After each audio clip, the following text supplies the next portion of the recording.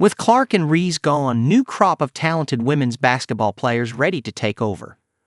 Caitlin Clark and Angel Reese helped bring women's basketball to new heights over the past 2 years.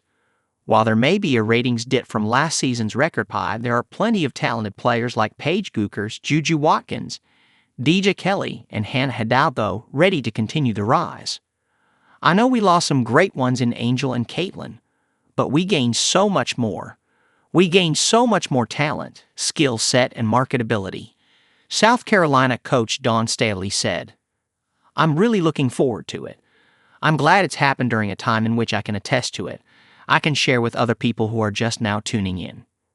Watkins, a Los Angeles native, draws attention at home games at Southern California, which routinely sell out and have been known to have a celebrity crowd.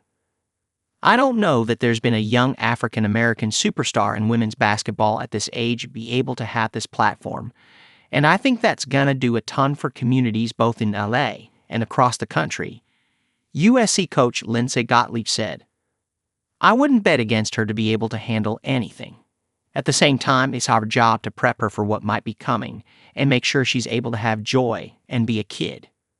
USC sought out advice from Iowa on how to handle the crush of attention that is on Watkins this year.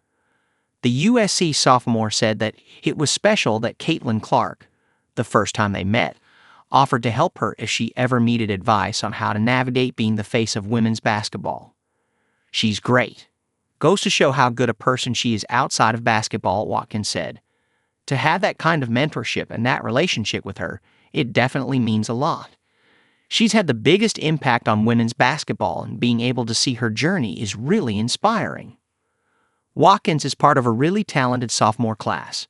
3 of the 5 per season All-Americans are sophomores, the first time that's ever happened. "I never thought I would be the face of something," said Hidalgo, who was one of the 3 All-Americans. "I didn't have any expectations coming in. I just wanted to come in and play basketball and, of course, win. Just to see this generational talent is just something unlike any other." Gookers and Kelly bridged the gap between the next group and the previous one. Both entered school the same time Clark did. Gookers' career was sidelined for a bit by injury, while Kelly is part of the last class that can take advantage of a COVID year. "I think we had one of the best classes, my 2020 class, in a while," said Kelly, who transferred to Oregon from North Carolina for her final season. "And obviously with half of them entering the draft last year, you still have a good amount still in school. I don't want people to forget that. A decade ago, the exceptional players would only be at a handful of schools, but now they are more spread out across the country, giving more people a chance to witness their stardom. It's also helped having more games on TV and players getting more exposure through name, image, and likeness at an earlier age. I just think there's a whole lot of stars that are just waiting to explode," NC State coach Wes Moore said. "And with the exposure and coverage that we're receiving now, there's going to be a whole lot of new stars coming out." Kelly sees that the sport is in good hands and will continue to flourish even when the rest of her class is gone. "Everyone at their respective schools is doing a really good job of making a name for themselves," Kelly said.